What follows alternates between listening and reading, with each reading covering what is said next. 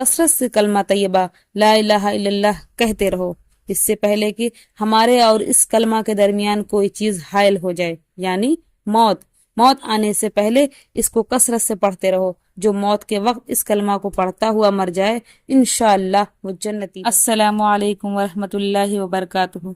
نحمدہ ونصلی علی رسولہ الکریم، اما بعد، فاعوذ باللہ من الشیطان الرجیم، بسم اللہ الرحمن الرحیم۔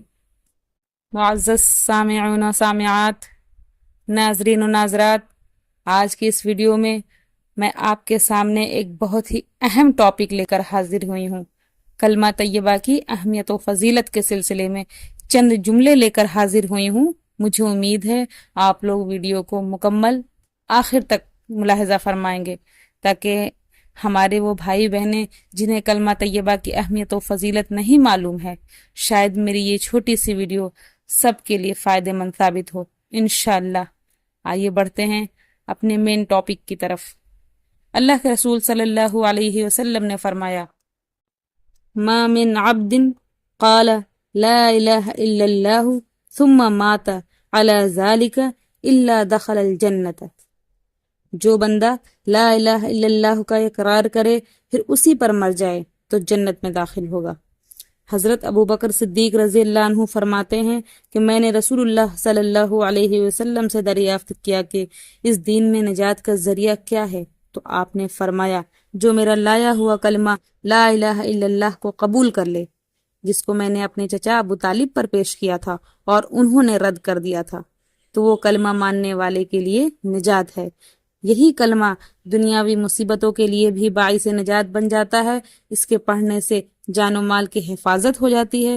رسول اللہ صلی اللہ علیہ وسلم نے فرمایا، مجھے حکم دیا گیا کہ میں ان لوگوں سے اس وقت تک جنگ جاری رکھوں جب تک کہ وہ لا الہ الا اللہ کے قائل نہ ہو جائیں، اور جب وہ لا الہ الا اللہ کے قائل ہو جائیں تو وہ مجھ سے اپنے جان و مال کو بچا لیں، بشرط یہ کہ قتل کے مرتکب نہ ہوں، اور ان کا حساب اللہ کے سپرد ہے۔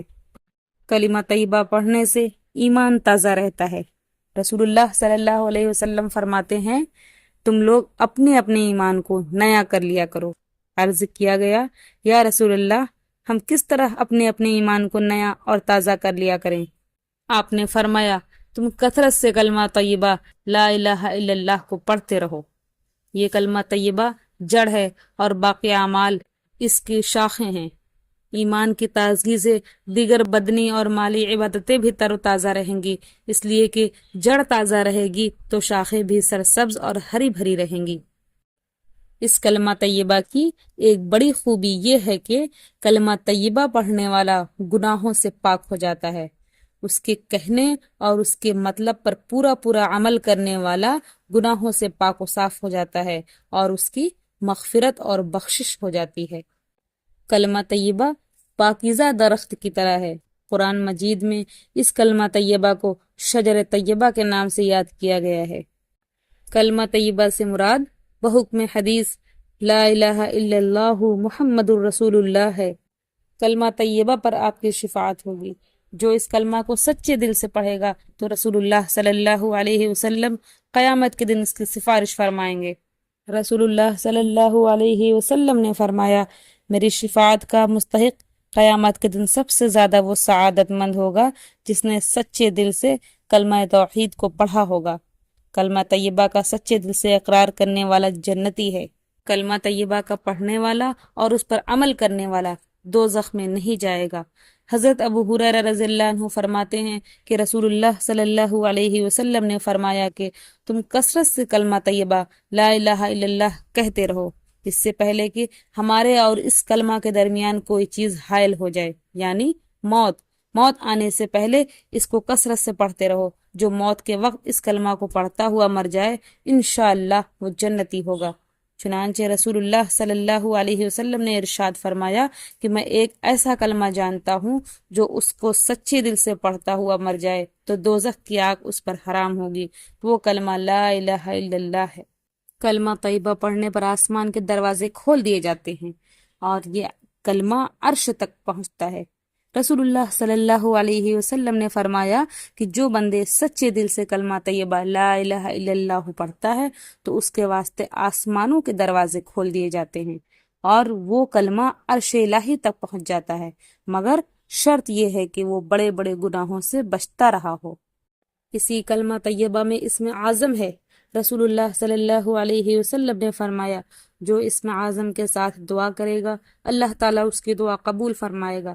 حضرت اسما بنت یزید فرماتی ہیں کہ رسول اللہ صلی اللہ علیہ وسلم نے فرمایا کہ خدا کا اسم اعظم یعنی بڑا نام ان دونوں آیتوں میں ہے۔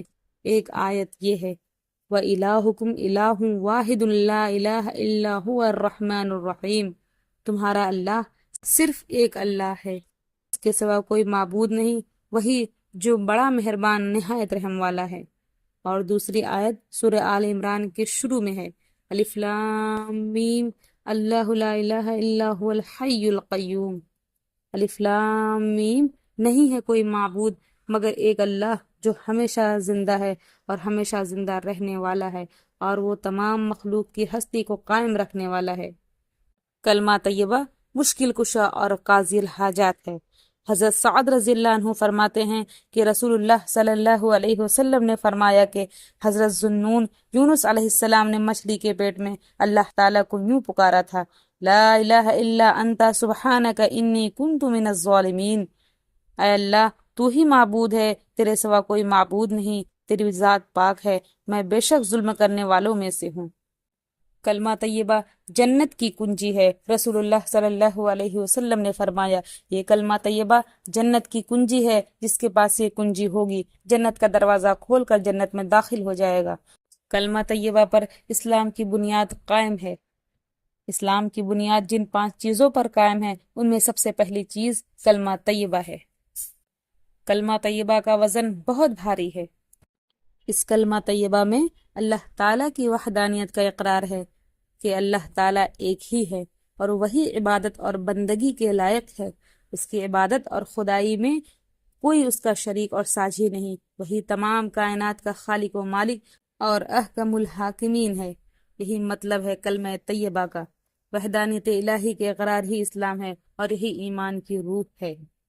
من کان آخر کلامہ لا الہ الا اللہ دخل الجنتی، جس کا آخری کلام لا الہ الا اللہ ہوگا وہ جنت میں داخل ہوگا۔ عزیز ساتھیوں، تو یہی تھے وہ چند کلمات کلمہ طیبہ کی اہمیت و فضیلت کے جس کو میں نے آپ کے سامنے رکھا۔ اللہ تعالی ہم سب مسلمانوں کا اچھا خاتمہ کرے اور اچھی موت دے، آمین۔ السلام علیکم۔